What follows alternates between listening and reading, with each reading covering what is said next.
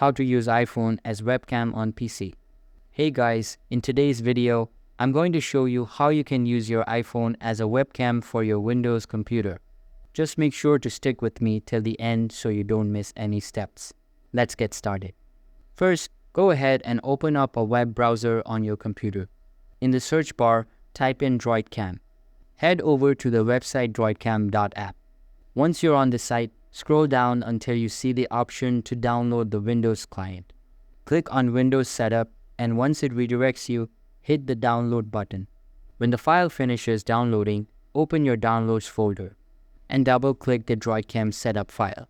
Follow the installation steps like you would with any normal app.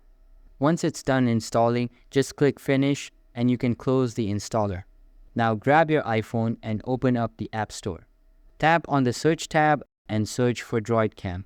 Once you find it, download and install it, then open the app. When the app launches, tap Continue. And make sure to allow the necessary permissions, especially for the camera and microphone. You can rotate your iPhone to landscape and set it somewhere stable, maybe on top of your laptop or a tripod so it's facing you properly.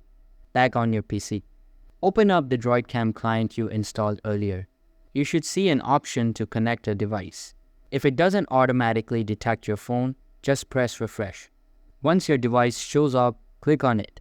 Give it a name if you like.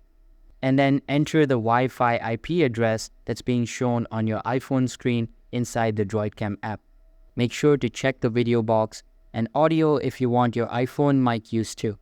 Then press Start or OK. And just like that, your iPhone should now be working as your webcam.